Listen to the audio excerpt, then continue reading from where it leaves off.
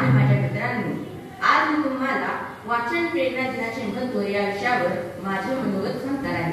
ते तुम्ही शांत चित्ताने ऐकावे अशी माझी नम्र विनंती. दरवर्षी 15 ऑक्टोबर हा दिवस शाळांमध्ये वाचन प्रेरणा दिन म्हणून साजरा करण्यात येतो. वाचन प्रेरणा आणि संस्कृतीचा विकास ही एक सातत्याने चालणारी प्रक्रिया आहे. ज्ञान संपन्न आणि समृद्ध समाजाची घडण, व्यक्तिमत्व विकास, साहित्य विकास, भाषा विकास यांसाठी वाचन संस्कृतीचा विस्तार आणि विकास करणे अत्यावश्यक आहे. ग्रंथ आमचे साथी, ग्रंथ आमच्या हाती, ग्रंथ उगलती अज्ञानाच्या अंधाराच्या राती. या ग्रंथाच्या तेजामधून जन्मा येते क्रांती, या ग्रंथाच्या तेजामधून जन्मा येते क्रांती. ग्रंथ शिकवती माणूस की अन ग्रंथ शिकवती शांती. ग्रंथ शिकवती माणूस की अन ग्रंथ शिकवती शांती. निराश जीवा धीर धरुणी पुढे घेऊन जाती. निराश जीवा धीर धरुणी पुढे घेऊन जाती. ग्रंथ आमचे साथी, ग्रंथ आमच्या हाती, ग्रंथ आमचे साथी, ग्रंथ आमच्या हाती. ग्रंथ उजळती अज्ञानाच्या अंधाराच्या राती, ग्रंथ उजळती अज्ञानाच्या अंधाराच्या राती. आताच्या माहिती तंत्रज्ञानाच्या युगात बालकांपासून ते आजोबांपर्यंत सगळीच माणसे टीव्ही मोबाईलकडे केंद्रित झालेली दिसतात. तासन मोबाईलमध्ये डोके घालून बसणारी ही माणसं आता स्वतःसाठी 4 ओळी सुद्धा देखील वाचण्यासाठी तयार नाही आणि परिणामी वाचन संस्कृतीचा लोप व्हायला सुरुवात झाली आहे. म्हणूनच आपण आता वाचक वर्ग वाढवला पाहिजे. दुर्दम्य इच्छाशक्ती आणि ठाम आत्मविश्वास असणाऱ्या डॉक्टर APJ अब्दुल कलाम यांच्या व्यक्तिमत्वाचे विविध पैलू होते. नितळ मन आणि भितार स्वभाव हे त्यांचे वैशिष्ट्य. देशाच्या युवा पिढीला त्यांनी आपल्या विचारांनी आणि कर्तृत्वाने भारावून टाकले होते. भारत हा देश नक्कीच महासत्ता बनेल असा विश्वास त्यांनी प्रत्येक भारतीयाच्या मनात निर्माण केला होता. त्यांनी लिहिलेल्या अनेक पुस्तकांमधून भारत हा देश कसा महासत्ता म्हणून पुढे येणार आहे, भारताची खरी शक्ती, युवा शक्ती कशी असणार आहे हे त्यांनी सांगितलेले आहे. डॉक्टर कलाम यांचे लेखन स्फूर्तिदायी आहे. ते नेहमी म्हणत, एक चांगले पुस्तक हे 100 मित्रांप्रमाणे असते. म्हणून आपण विद्यार्थ्यांनी डॉक्टर कलाम यांची पुस्तके वाचावी. त्याचबरोबर इतर साहित्याचेही जास्तीत जास्त वाचन करावे. आम्हा विद्यार्थ्यांना वाचनाची गोडी लागावी या दृष्टिकोनाने वाचन प्रेरणा दिनाचे महत्त्व अनन्यसाधारण आहे.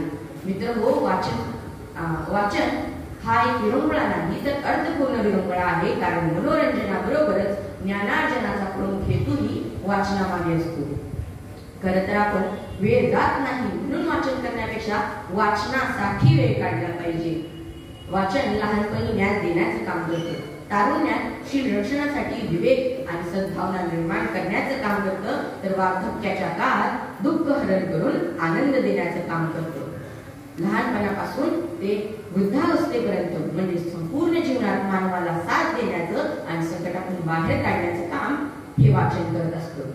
ज्येष्ठ साहित्य वि.स. खांडेकर हे म्हणतात, वाचनाने माझ्या जीवनात आनंदाच्या क्षणी अधिकच सुगंध भरला तर दुःखाच्या काळी संकटाशी लढण्याची सामर्थ्यही मला वाचनानेच दिली. आपल्याकडे वाचनासाठी भरपूर साहित्य उपलब्ध आहे. कथा, कादंबरी, ललित गद्य, महाकाव्य अशा वाङ्मयाचा आपल्या समोर डोंगरच उभा आहे. प्रार्थना बसायला पाठ नाही आणि सिनेमाची गाणी मात्र तोंडपाठ आहेत. एक प्रख्यात तत्वज्ञ अनंत देसाई म्हणून वृद्धापकाळात पुस्तक हातात उचलत नाही म्हणून पुस्तकाची पाने फाडून तीर हातात धरून वाचत असत. तर आपल्या शाळेचे नाव असणारे तर्कतीर्थ लक्ष्मणशास्त्री जोशी हे वयाच्या 90व्या वर्षीही वाचन केल्याशिवाय झोपत नसत. अशा ह्या माणसांनी वाचनाची तपश्चर्या केल्यामुळे ते विद्वान आणि अजरामर झाले. आताच्या काळात साक्षर लोक वाचनाकडे दुर्लक्ष करतात. तर ज्यांना वाचता येत नाही त्यांच्या मनात निरक्षरतेची भावना आहे. त्यामुळे वाचन संस्कृती जपायची असेल तर वाचक वर्ग वाढवला पाहिजे. तसेच संपूर्ण साक्षरता निर्माण करणे ही काळाची गरज झाली आहे.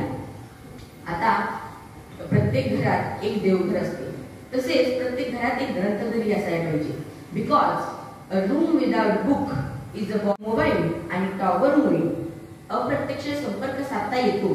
पण दूर गेलेल्या मनांना एकत्र आणण्याचे काम ग्रंथालयातील पुस्तके आणि त्यांमार्फत होणाऱ्या संसारांमार्फतच शक्य होईल. धन्यवाद. एवढे बोलून माझे भाषण संपवतो. जय हिंद, जय महाराष्ट्र.